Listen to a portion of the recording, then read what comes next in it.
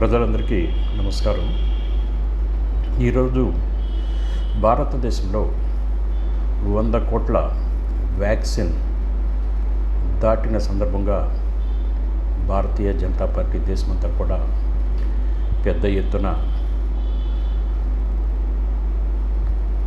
ఈ కార్యక్రమం ఇంత దిగ్విజయంగా కొనసాగించినందుకు హెల్త్ వర్కర్స్కు, వివిధ రాష్ట్ర ప్రభుత్వాలకు, అన్ని రంగాల్లో కూడా ఈ కార్యక్రమానికి ఊతమిచ్చిన అందరికీ కూడా కృతజ్ఞతలు తెలుపుతూ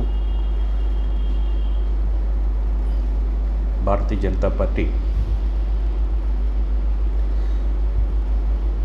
ఈ దేశ ప్రజలందరికీ కూడా అభినందిస్తూ ఈ రోజున ఢిల్లీలో కూడా ఎర్రకోట మీద జాతీయ జెండాను ఎగురవేయడం జరుగుతుంది. ప్రపంచాన్ని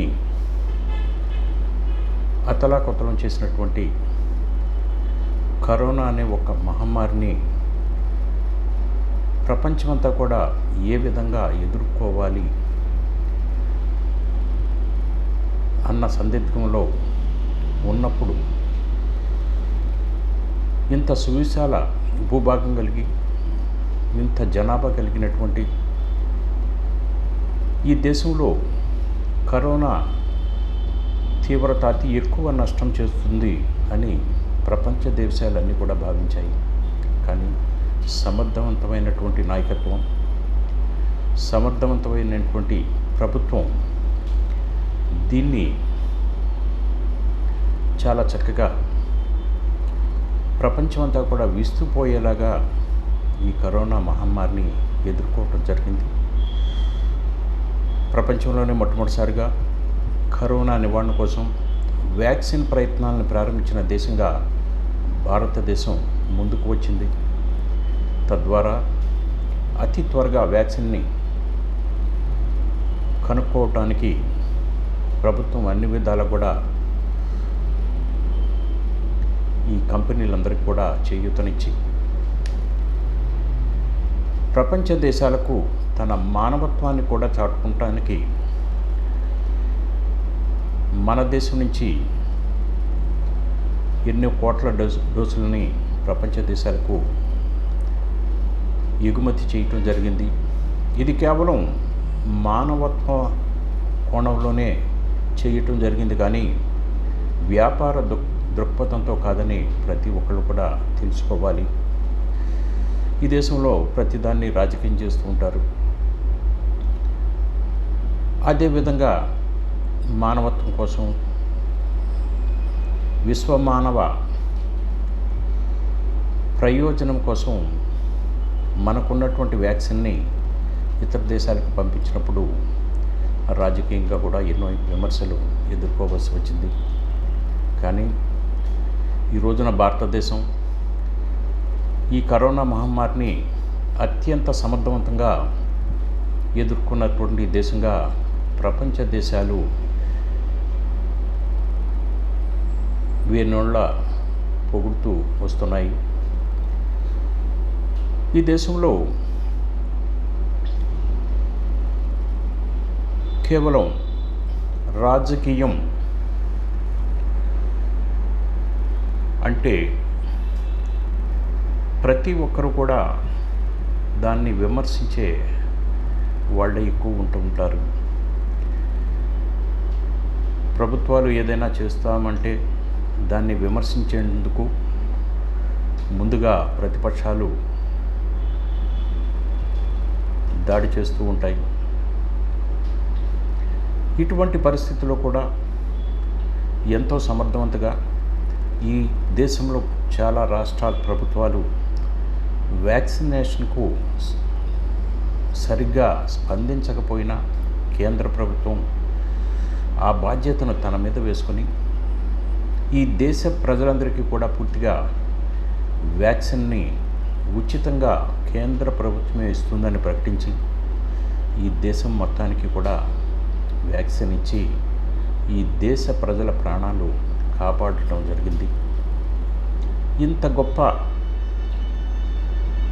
కార్యం సాధించినటువంటి బీజేపీని మీరందరూ కూడా గుర్తుపెట్టుకోవాలి. మన ప్రాణాలు కాపాడి ఈ రోజున మనం ఈ దేశంలో కరోనాకు తల వంచక ఇంకా బ్రతికి ఉన్నామంటే కేవలం ఇది బీజేపీ ప్రభుత్వం యొక్క సమర్థతే.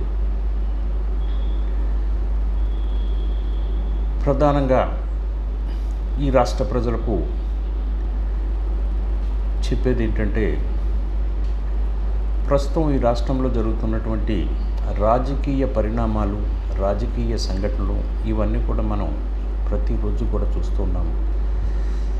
అధికారం నిలబెట్టుకోవటం కోసం ఒకరు, అధికారాన్ని చేజిక్కించుకోవడానికి ఇంకొకరు కలిసి ఈ రాష్ట్రాన్ని అధోగతి పాలు చేస్తూ వస్తున్నారు. పరస్పరం భరించరాని వినలేనటువంటి భాషను ఉపయోగిస్తూ దూషించుకుంటూ సభ్య సమాజానికి వీళ్ళు ఏ విధమైనటువంటి సందేశాన్ని ఇస్తున్నారో తెలియదు. గతంలో ఎంతోమంది గొప్ప గొప్ప నాయకులు, గొప్ప గొప్ప రాజకీయవాదులు పుట్టినటువంటి దేశం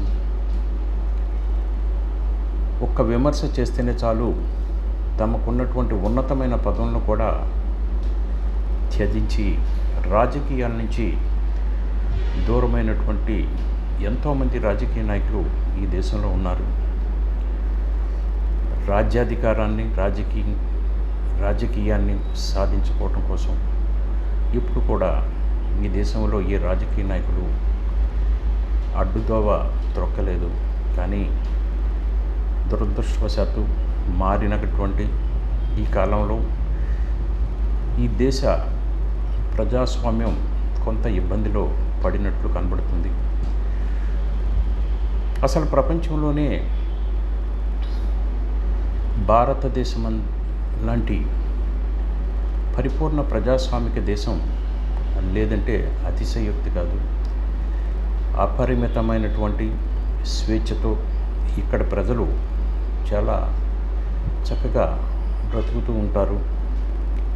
ఎన్నో తరాల నుంచి కూడా ఈ దేశంలో సమాజంలో ఉన్నటువంటి పెద్దలు ఈ దేశ పరిరక్షణకు తమ వంతు సహకారాన్ని ఎప్పుడు అందిస్తూ వచ్చారు. కానీ దురదృష్టవశాత్తు రాజకీయం ఒక కార్పొరేట్ స్థాయికి చేరుకొని రాజకీయం ఒక వ్యాపారంగా మారిపోయినటువంటి ఈ స్థితిలో ఈ రాజకీయంలోకి మేధావులు కానీ,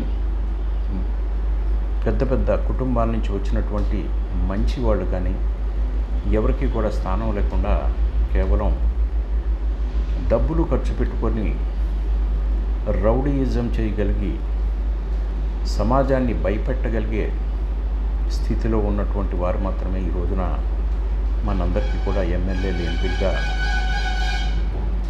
వస్తున్నారు.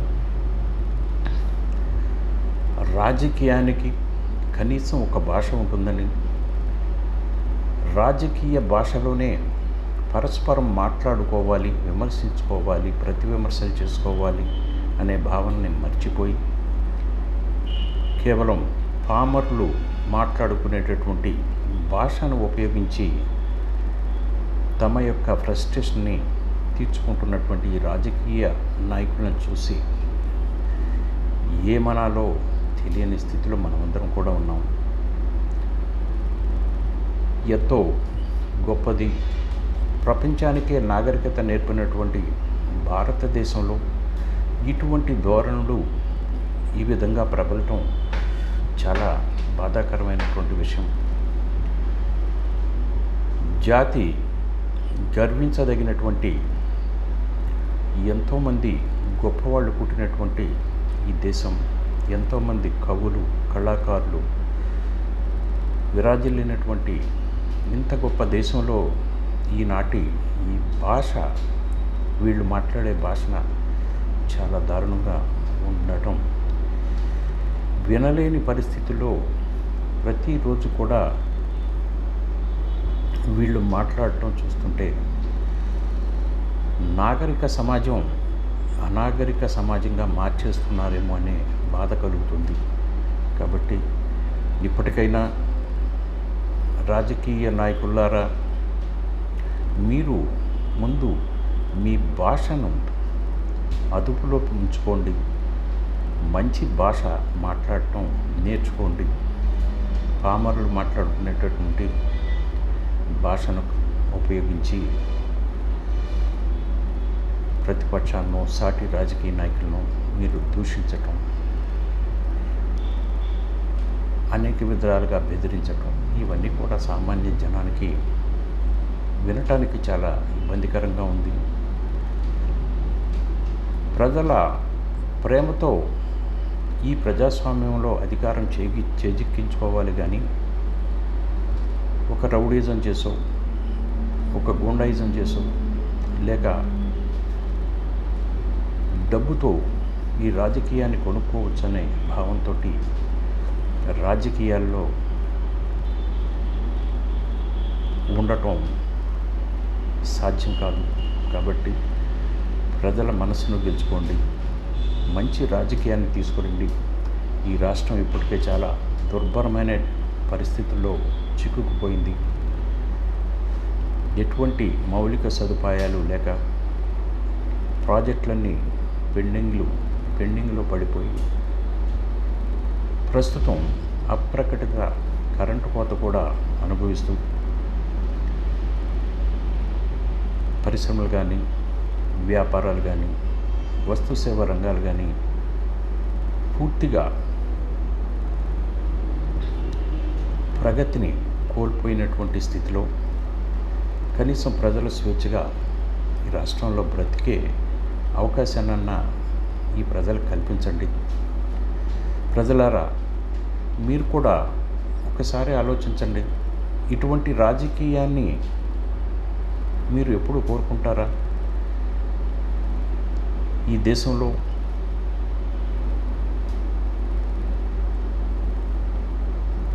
ఒక మంచి రాజకీయ పార్టీగా భారతీయ జనతా పార్టీ రూపుదిద్దుకుంది.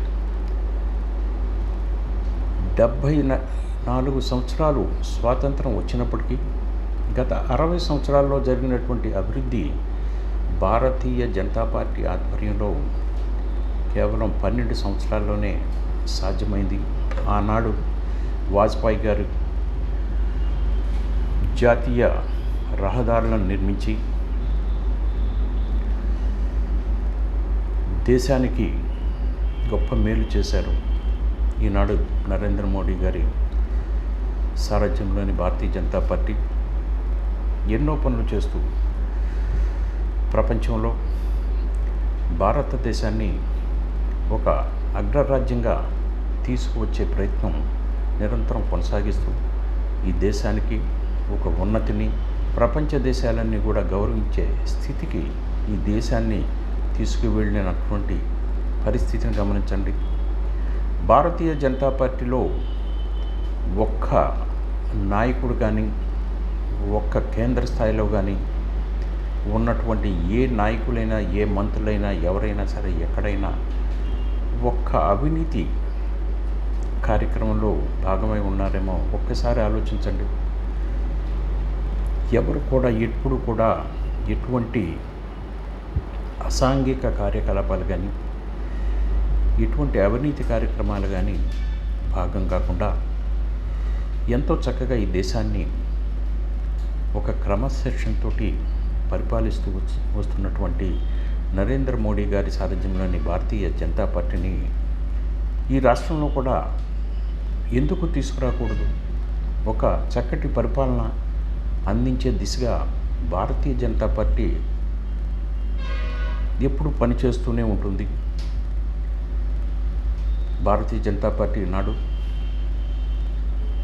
అధికారంలో ఉన్నటువంటి రాష్ట్రాల్లో ఎంతో ప్రశాంతతతోటి, ఎంతో శాంతియుతంగా లా అండ్ ఆర్డర్ ఎంతో చక్కగా నిర్వహిస్తూ ప్రజలు చక్కటి జీవితాన్ని గడిపే విధంగా అక్కడ ప్రభుత్వాలు పనిచేస్తూ వస్తున్నాయి. కాబట్టి ఆంధ్రప్రదేశ్ ప్రజలందరూ కూడా ఒకసారి మీరందరూ ఆలోచించండి. భారతీయ జనతా పార్టీని ఎందుకు అధికారంలోకి ఈ రాష్ట్రంలో తీసుకురాకూడదు? ఇటువంటి ప్రస్తుతం ఉన్నటువంటి రాజకీయాలను చూసిన తర్వాత కూడా మనం మారకపోతే ఇక మనల్ని ఆ భగవంతుడు కూడా క్షమించడు. కాబట్టి ఇటువంటి రాజకీయాలు కాకుండా ఒక మంచి రాజకీయాన్ని, ఒక చక్కటి పరిపాలనా విధానాన్ని తీసుకువచ్చేటటువంటి భారతీయ జనతా పార్టీని ఈ రాష్ట్రంలో కూడా మీరందరూ ఆదరిస్తారని, అలాగే 100 కోట్ల వ్యాక్సిన్ దాటిన సందర్భంగా మీరందరూ కూడా మన భారత ప్రధాని శ్రీ నరేంద్ర మోడీ గారికి మీడియా ద్వారా, సోషల్ మీడియా ద్వారా మీకు చేతనైనటువంటి ప్రచార సాధనాల ద్వారా నరేంద్ర మోడీ గారికి శుభాభివందనలు తెలుపుతారని ఆశిస్తూ, మీ వడ్డీ మల్లికార్జున్, రాష్ట్ర బీజేపీ మేధావుల సంఘం కన్వీనర్, రాజమండ్రి.